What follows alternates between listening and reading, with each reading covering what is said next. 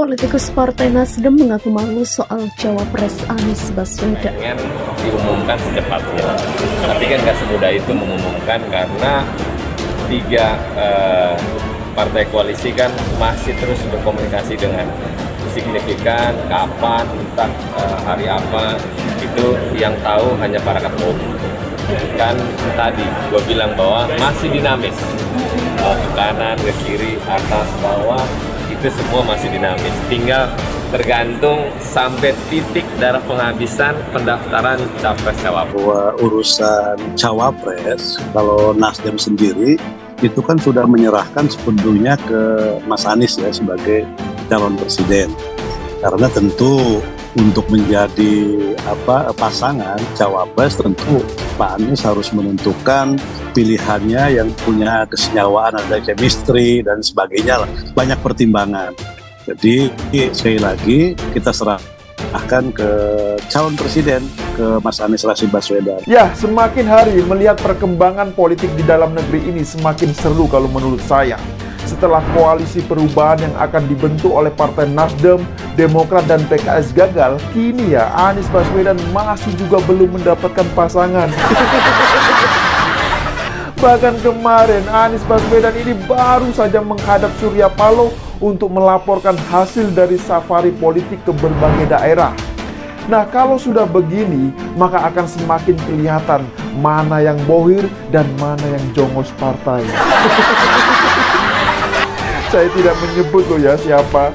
Ya jujur saja, saya jadi semakin yakin jangan-jangan istilah bohir belum sepakat itu memang benar adanya. Ya itu seperti yang dikatakan oleh Fahri Hamzah. Nah, di saat Nasdem, Demokrat, dan PKS saat ini masih juga belum ada kata sepakat untuk berkoalisi, urusan pemilihan hingga pengumuman cawapres Anies Baswedan masih diotak-atik oleh koalisi perubahan. Dalam hal ini, koalisi perubahan yang mendukung Anies Baswedan terlihat tidak kompak mengenai waktu pengumuman cawapres. Di satu sisi, Partai Demokrat sudah memberikan ultimatum kepada Anies Baswedan untuk segera mengumumkan cawapres pendampingnya. Mengingat masa kampanye pada Pilpres 2024 nanti cukup berbeda, memiliki waktu yang relatif singkat yaitu 75 hari. Jadi menurut Demokrat, semakin cepat untuk mengumumkan cawapres maka akan semakin baik karena kerjasama antara Anies dan bakal cawapres akan semakin cepat bisa terwujud. Bahkan Demokrat sempat menyampaikan jika Anies tidak segera mengumumkan cawapresnya, maka akan ada evaluasi dukungan. Hal tersebut membuat publik memiliki asumsi bahwa Demokrat akan menarik dukungannya jika Anies tidak memenuhi permintaannya untuk segera mengumumkan cawapres. Namun, pihak Demokrat menjelaskan bahwa evaluasi dukungan yang dimaksud adalah mencari strategi lain untuk bisa mendapatkan suara untuk Anies selain strategi mengumumkan cawapres lebih cepat. Di sisi lain, Partai Nasdem setuju jika urusan cawapres harus dilakukan dengan hati-hati dan tidak bisa sembrono karena akan memiliki pengaruh yang sangat besar kepada Anies Baswedan. Dilansir dari kanal YouTube TV One News 10 Juni 2023, politikus Partai Nasdem Bestari Barus mengaku malu mengenai ketidakkompakan yang ada pada koalisi perubahan ini. Padahal dukungan koalisi perubahan sudah tertera pada piagam koalisi yang tidak mencantumkan tenggat waktu kapan harus mengumumkan cawapres. Bestari Barus merasa malu ketika ada perbedaan pendapat yang terjadi pada koalisi perubahan dan diketahui oleh publik, karena ini bisa dinilai ada ketidakkompakan pada koalisi perubahan. Bestari Barus yakin bahwa Anies Baswedan merupakan sosok yang bertanggung jawab dan mengetahui persis apa isi kesepakatan dalam piagam koalisi. Sebelum Anies Baswedan mengantongi nama cawapres pendukungnya, koalisi perubahan sudah menemui 5 kandidat bakal cawapres Anies, namun kelima nama ini juga belum diumumkan kepada publik. Anies Baswedan menjadi satu dari 3 capres yang memiliki elektabilitas terkuat di bursa Pilpres 2024.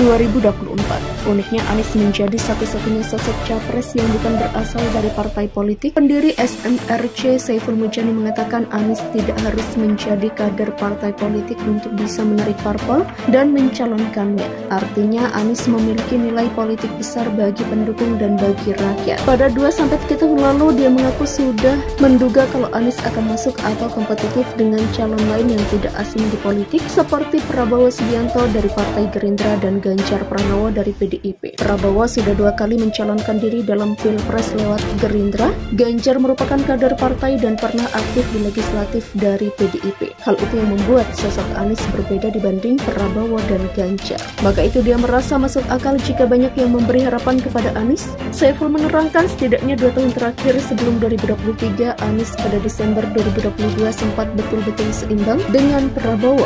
Bahkan kalau dibaca, angka mutlaknya di atas Prabowo alami kemajuan dari 23 ke 28. Artinya harapan Anies akan menjadi semakin kompetitif terlihat sebelum memasuki 2023. Tapi turun memasuki 2023 sampai Mei. Anies mengalami penurunan cukup signifikan dari 28 menjadi 19,7.